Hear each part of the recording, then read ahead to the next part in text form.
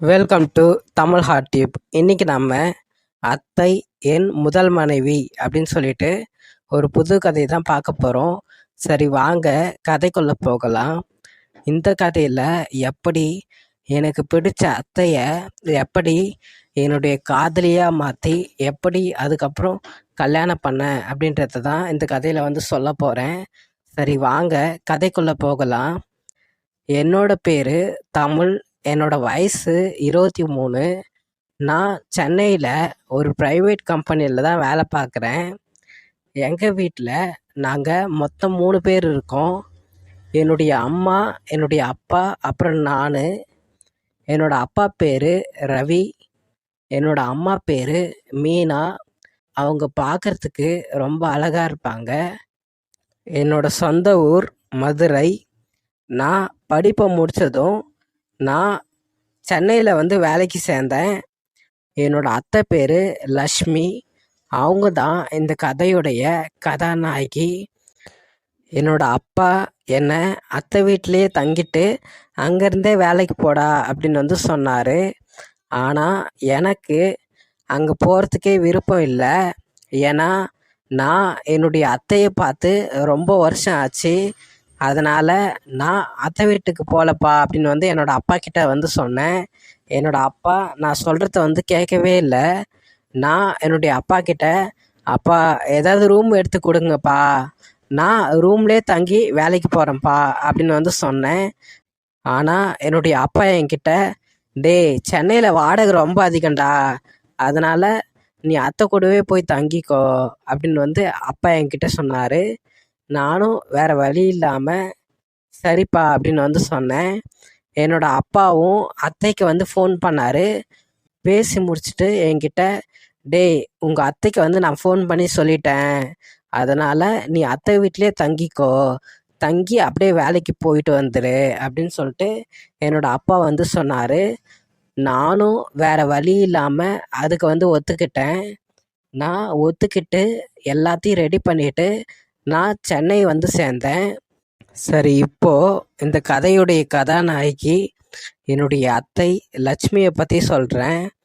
என்னுடைய அத்தை லட்சுமிக்கு வயசு 37. ஆனால் பார்க்குறதுக்கு ரொம்ப அழகாக இருப்பாங்க. அவங்களுக்கு 37 வயசு அப்படின்னு சொல்லிட்டு பார்த்தா தெரியவே தெரியாது. அந்த அளவு ரொம்ப அழகாக இருப்பாங்க. என்னுடைய அத்தையுடைய புருஷன் கொஞ்ச நாளுக்கு முன்னாடி தான் அவர் வந்து இறந்து போயிட்டாரு. அதனால் இப்போது என்னுடைய அத்தை மட்டும்தான் அந்த வீட்டில் தனியாக தங்கியிருக்காங்க. என்னோடய அத்தை ஒரு ப்ரைவேட் பேங்க்கில் வந்து வேலை பார்க்குறாங்க. என்னோடய அத்தையை ஊருக்கு வர சொல்லி என்னோடய அப்பா நிறைய டைம் வந்து சொன்னார். ஆனால் என்னோடய அத்தை கேட்காம நான் இங்கேயே வேலைக்கு போகிறேன் அப்படின்னு சொல்லிட்டு என்னோடய அத்தை பேங்க் வேலைக்கு போய்கிட்டு தனிமையில் சென்னையிலேயே வந்து தங்கியிருக்காங்க. அதனால தான் நான் என்னுடைய அத்தை லட்சுமியை பார்த்து ரொம்ப நாள் ஆச்சு. சரி வாங்க நாம் என்னோட கதையில் எப்படி என்னுடைய அத்தை லட்சுமியை என்னுடைய மனைவியாக ஆக்கினேன் அப்படின்றத வந்து சொல்கிறேன். நான் சென்னைக்கு வந்ததும் நான் என்னுடைய அத்தை வீட்டை தேடி கண்டுபிடிச்சேன். என்னோடய அத்தை வீட்டை கண்டுபிடிச்சிட்டு நான் அவங்க வீட்டுக்கு போய் கதவை வந்து தட்டினேன். ஒரு பொண்ணு வந்து கதவை திறந்தாங்க. நான் அப்படியே பார்த்து அதிர்ந்து போயிட்டேன். ஏன்னா என்னுடைய அத்தை லட்சுமி தான் கதவை திறந்தாங்க. அவங்க அப்படியே மாடனாக ஒரு saree கட்டிக்கிட்டு இருந்தாங்க. அவங்க கதவை திறந்ததும் நான் அவங்களையே பார்த்துக்கிட்டு இருந்தேன். அவங்க ஒரு தேவதை போல் ரொம்ப அழகாக இருந்தாங்க. அவங்க பார்க்குறதுக்கு 25 வயசு பொண்ணு மாதிரி இருந்தாங்க. அவங்க என்னை ஒரு தட்டு தட்டிட்டு, டேய் ஏண்டா இப்போ தான் உனக்கு அத்தை ஞாபகம் வந்துடுச்சா, இப்போ தான் அத்தை வீட்டுக்கே வர அப்படின்னு சொல்லிட்டு என்னோடய அத்தை என்னை பார்த்து நலம் விசாரிக்க ஆரம்பித்தாங்க. ஆனால் நான் என் அத்தை பேசுகிறத காதுலேயே வாங்காமல் நான் என்னுடைய அத்தை லட்சுமியவே பார்த்துக்கிட்டு இருந்தேன். என்னோடய அத்தை அப்படி கேட்டுக்கிட்டே என்னை அப்படியே உள்ளே கூட்டிகிட்டு போனாங்க. நானும் அவங்கள பார்த்துக்கிட்டே நான் என்னுடைய அத்தை பின்னாலேயே வீட்டுக்குள்ளே வந்து போனேன். என்னோட அத்தை வீடு சின்னதாக இருந்தாலும் ரொம்ப அழகாக இருந்துச்சு. என்னோட அத்தை, டேய் இனிமே இதாண்டா அவங்க ரூம் அப்படின்னு சொல்லிட்டு என்னோட லக்கேஜை கொண்டு போய் அவங்க ரூமில் வந்து வச்சாங்க. நான் அதுக்கப்புறம் ஃப்ரெஷ் ஆகிட்டு நான் அப்படியே சாப்பிட ஆரம்பித்தேன். அதுக்கப்புறம் சாப்பிட்டுக்கிட்டு கொஞ்ச நேரம் நானும் என்னுடைய அத்தையும் பேசிக்கிட்டே இருந்தோம். என்னோட அத்தை பார்க்கறதுக்கு அப்படியே சினிமா நடிகை போலவே இருந்தாங்க. என்னோட அத்தை முதல் நாள் வீட்டை பற்றி நலம் விசாரிக்கிறதுலே குறியாக இருந்தாங்க. அதனால் முதல் நாள் அப்படியே போயிடுச்சு. அடுத்த நாள் நான் ஆஃபீஸில் வந்து ஜாயின் பண்ணேன். நான் ஆஃபீஸில் ஜாயின் பண்ணிவிட்டு அன்றைக்கி நைட்டு ஆஃபீஸை முடிச்சுட்டு என்னோடய அத்தை வீட்டுக்கு வந்து வந்தேன். அப்போது என்னுடைய அத்தை லட்சுமி என்கிட்ட, டேய் புது வேலை எப்படிடா இருக்குது, பிடிச்சிருக்கா உனக்கு அப்படின்னு வந்து கேட்டாங்க. நானும் பிடிச்சிருக்க அத்தை அப்படின்னு வந்து சொன்னேன். என்னோடய அத்தை கொஞ்ச நேரம் கழித்து என்கிட்ட, டேய் புதுசாக வேலைக்கெல்லாம் ஜாயின் பண்ணியிருக்க, ட்ரீட்லாம் கொடுக்க மாட்டியா அத்தைக்கு அப்படின்னு சொல்லிட்டு என்னோடய அத்தை வந்து என்கிட்ட கேட்டாங்க. நான் என்னோடய அத்தைக்கிட்ட, சரி அத்தை கண்டிப்பாக சண்டே எங்கன்னா வெளியே போகலாம் அப்படின்னு வந்து சொன்னேன். அதுக்கு என்னோடய அத்தை லட்சுமியும், சரிடா ஓகேடா அப்படின்னு வந்து சொன்னாங்க. என்னோடய அத்தை அப்படியே சிரிக்க ஆரம்பித்தாங்க. அவங்களோட சிரிப்பு ரொம்ப அழகாக இருந்துச்சு.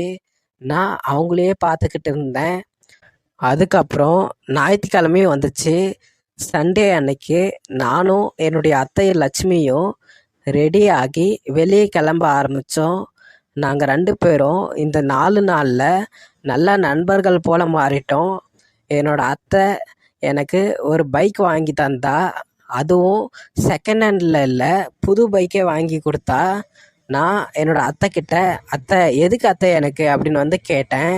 ஆனால் என்னோடய அத்தை அதை கேட்கவே இல்லை. என்னோடய அத்தை என்கிட்ட, ஏண்டா இந்த அத்தை கொடுத்தா வாங்க மாட்டியா அப்படின்னு சொல்லிட்டு என்னோடய அத்தையே எனக்கு பிடிச்ச கலராக பார்த்து பைக்கை வந்து வாங்கி கொடுத்தா. எனக்கு ரொம்ப சந்தோஷமாக இருந்துச்சு. என்னடா அத்தை நமக்காக பைக்லாம் வாங்கி கொடுக்குறாங்களே அப்படின்னு சொல்லிட்டு நான் ரொம்ப சந்தோஷப்பட்டேன். நாங்கள் 2 பேரும் நல்லா க்ளோஸ் ஆகிட்டோம். அதுக்கப்புறம் நான் வாய்ப்பு கிடைக்கும் போதெல்லாம் என்னோடய அத்தை லட்சுமியை வெளியே கூட்டிகிட்டு போக ஆரம்பித்தேன். ஏன்னா என்னோடய அத்தை சென்னையிலே இருந்தாலும் அவங்க அடிக்கடி வெளியெல்லாம் சுற்ற மாட்டாங்க. அதனால் நான் என்னுடைய அத்தை லட்சுமியை ஒரு காதலி போல் பார்க்க ஆரம்பித்தேன். அவங்கள அடிக்கடி வெளியே கூட்டிகிட்டு போனேன். என்னோடய அத்தையை பைக்கில் கூட்டிகிட்டு போகும்போது எனக்கு என் பொண்டாட்டியே கூட்டிகிட்டு போகிற மாதிரி எனக்கு வந்து ஃபீல் ஆகும். இப்படியே என்னோடய வாழ்க்கை போய்கிட்டு இருந்துச்சு. அன்றைக்கி ஒரு நாள் அவளுக்கு பிறந்த நாள் வந்து வந்துச்சு. அன்னைக்கு அவளுடைய பர்த்டே அன்னைக்கு நான் அவளுக்காக வீடு ஃபுல்லாக அலங்காரம் பண்ணி அவளுக்காக பர்த்டே கேக்கும் வாங்கி அவளை நைட்டு எழுப்பி சர்ப்ரைஸ் பண்ணேன். அதுவும் நைட்டு 12 மணிக்கு கரெக்டாக அவளை எழுப்பி அவளோட பர்த்டேக்கு ஹாப்பி பர்த்டே அத்தை அப்படின்னு வந்து சொல்லி அவளுக்கு வந்து சர்ப்ரைஸ் பண்ணேன். அந்த சர்ப்ரைஸ் அவளுக்கு ரொம்ப பிடிச்சி போச்சு. அவள் என்னை கட்டி பிடிச்சி அப்படியே அழ ஆரம்பிச்சிட்டா. என்னோடய அத்தை லட்சுமி என்னை பார்த்துட்டு, டே தமிழ், இது வரைக்கும் நான் இந்த மாதிரி என்னோடய பர்த்டேவை வந்து கொண்டாடுனதே இல்லைடா. இந்த மாதிரி என்னோடய புருஷன் கூட இந்த மாதிரி என்னோடய பிறந்த நாளை வந்து செலிப்ரேட் பண்ணதே கிடையாதுடா. ஆனால் நீ வந்ததுக்கு அப்புறம் தான்டா நான் என்னோடய வாழ்க்கையிலேயே திரும்ப சந்தோஷத்தை வந்து பார்க்குறேன். ரொம்ப தேங்க்ஸ்டா அப்படின்னு சொல்லிட்டு என்னோடய அத்தை என்கிட்ட வந்து சொன்னான். நான் என்னோடய அத்தை லட்சுமியை பார்த்து, என்ன அத்தை இப்படிலாம் பேசுகிறீங்க, நான் எப்போவும் இனிமேல் உங்கள் கூட தான் இருப்பேன் அப்படின்னு வந்து சொன்னேன். அப்படின்னு சொல்லிட்டு நானும் என்னோடய அத்தைக்கு கேக்கெல்லாம் எடுத்து ஊட்ட ஆரம்பித்தேன். என்னோடய அத்தை லட்சுமியும் எனக்கு வந்து கேக் ஊட்ட ஆரம்பித்தா. அன்னைக்கு நான் என்னோடய அத்தை லட்சுமியை பைக்கில் உட்கார வச்சுக்கிட்டு பீச்சு, தேட்டரு அப்படி இப்படின்னு சொல்லிட்டு சுற்ற ஆரம்பித்தோம். நாங்கள் 2 பேரும் நிஜ காதலர்கள் போல் சுற்ற ஆரம்பித்தோம். என்னோடய அத்தை லட்சுமியை பார்க்குக்கெல்லாம் கூட்டிகிட்டு போனேன். பார்க்கில் உட்காந்துக்கிட்டு அப்படியே லவ்வர்ஸ் போல் மணிக்கணக்கில் நாங்கள் வந்து பேசிக்கிட்டு இருந்தோம். அப்படியே ஒரு ஹோட்டலுக்கு போயிட்டு சாப்பிட்டு அப்படியே கிளம்பி வீட்டுக்கு வந்து போக ஆரம்பித்தோம். நாங்கள் 2 பேரும் அப்படியே நிஜ காதலர்கள் போல மாறிட்டோம். நாட்கள் போக போக நான் என்னுடைய அத்தை லட்சுமியை பேர் சொல்லியே கூப்பிட ஆரம்பித்தேன். என்னோட அத்தை லட்சுமியும் எதுவும் சொல்லலை. நான் அவளை பேர் சொல்லி கூப்பிட்றத அவளும் ரசிக்க ஆரம்பித்தா. அதனால நான் என்னோட அத்தைய லட்சுமின்னு சொல்லிட்டு பேர் சொல்லியே கூப்பிட ஆரம்பித்தேன். நான் என்னோட அத்தை மேலே வச்சுருக்க காதலை, அந்த லவ்வை எல்லாத்தையும் அவகிட்ட சொல்லணும் அப்படின்னு சொல்லிட்டு அதுக்காக நான் காத்துக்கிட்டு இருந்தேன். அந்த நாளும் ஒரு நாள் வந்துச்சு. ஒரு நாள் சாயந்தரம் நான் டிவி பார்த்துக்கிட்டு இருந்தேன். அப்போது என்னோட அத்தை லட்சுமியும் வேலையிலேருந்து வந்தாங்க. வந்து என் பக்கத்தில் உக்காந்துக்கிட்டு என்னோட அத்தை லட்சுமியும் டிவி பார்க்க ஆரம்பித்தாங்க. என்னோட அத்தை வந்ததும் எனக்கு என்னோட அத்தைக்கிட்ட எப்படி அந்த விஷயத்த சொல்கிறது, எப்படி என்னோட காதலை அவகிட்ட சொல்கிறது அப்படின்னு சொல்லிட்டு நான் யோசிச்சுக்கிட்டே இருந்தேன். அப்போது டிவி பார்க்கும்போது டிவியில் ஒரு நல்ல காதல் சீன் வந்து ஓடிக்கிட்டு இருந்துச்சு. அந்த லவ் சீனை நாங்கள் வந்து பார்த்துக்கிட்டு இருந்தோம். அப்படி பார்த்துக்கிட்டு இருக்கும்போது என்னோட அத்தை லட்சுமியும் என்னை திரும்பி பார்த்தாங்க. நானும் என்னோட அத்தை லட்சுமியை வந்து திரும்பி பார்த்தேன். கொஞ்ச நேரம் கழித்து என்னோட அத்தை லட்சுமி என்கிட்ட, டேய் நீ இது வரைக்கும் யாரையாவது லவ் பண்ணியிருக்கியா அப்படின்னு சொல்லிட்டு என்னோட அத்தை லட்சுமி வந்து என்கிட்ட கேட்டா. நான் என்னோட அத்தை கிட்ட, ஆமாம் அத்தை, நான் ஒரு பொண்ணை வந்து லவ் பண்ணிக்கிட்டு இருக்கேன் அப்படின்னு வந்து அவகிட்ட சொன்னேன். அப்படி சொன்னதும் என்னோட அத்தை, யாருடா அந்த பொண்ணு, யாருடா அந்த அதிர்ஷ்டசாலி அப்படின்னு சொல்லிட்டு என்னோட அத்தை வந்து கேட்டா. நான் என்னோட அத்தை லட்சுமியை பார்த்து, அத்தை நான் அந்த பொண்ணை லவ் பண்ணுறேன் அப்படின்னு சொல்லிட்டு நான் அந்த பொண்ணுக்கிட்ட மட்டும் தான் சொல்லியிருக்கேன் அப்படின்னு வந்து சொன்னேன். என்னோட அத்தைக்கு ஒன்றுமே புரியல. அவள் யாருடா அது, உன் கூட வேலை பார்க்குற பொண்ணா அப்படி இப்படின்னு சொல்லிட்டு அவள் கேட்டுக்கிட்டே இருந்தா. அவளுக்கு நான் சொல்கிறது புரியவே இல்லை. நான் என்னோட அத்தைக்கிட்ட, அத்தை அந்த பொண்ணு உனக்கு தெரிஞ்ச பொண்ணு தான் அத்தை அப்படின்னு வந்து சொன்னேன். ஆனால் என்னோட அத்தை வந்து யோசிச்சா. ஆனாலும் அவளுக்கு புரியல. அவள் என்கிட்ட கேட்டுக்கிட்டே இருந்தா. நான் என்னோட அத்தைக்கிட்ட அத்தையை பார்த்து கண்ணு காமிச்சேன். என்னோட அத்தை அதுக்கப்புறம்தான் அதை வந்து புரிஞ்சுக்கிட்டா. புரிஞ்சுக்கிட்டு கொஞ்ச நேரம் அவள் அமைதியாகவே இருந்தா. கொஞ்ச நேரம் கழித்து நான் திரும்பவும் என்னோட அத்தையை பார்த்து, என்ன அத்தை எதுவுமே சொல்ல மாட்டேங்கிற அப்படின்னு வந்து கேட்டேன். என்னோட அத்தை அப்பவும் அமைதியாகவே இருந்தா. நான் கொஞ்ச நேரம் கழித்து, சரி லக்ஷ்மி நான் கிளம்புறேன் அப்படின்னு சொல்லிட்டு நான் என்னோட ரூமுக்கு வந்து போக ஆரம்பித்தேன்.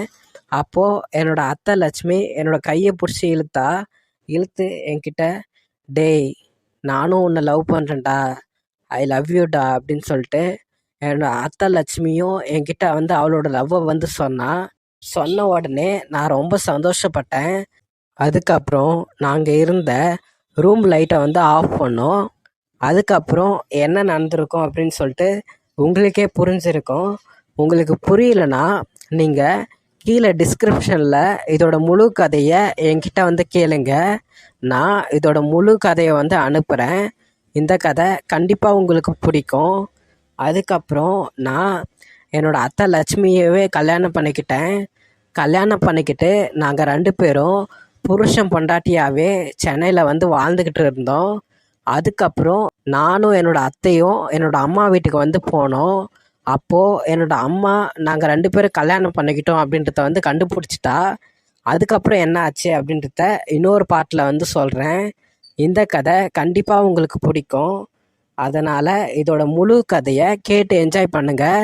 இதோட முழு கதை வேணும்னா கீழே டிஸ்கிரிப்ஷனில் தமிழ் ஹாட் டியூப் அப்படின்னு வந்து ஒரு இன்ஸ்டாகிராம் பேஜ் லிங்க் வந்து கொடுத்துருப்பேன்.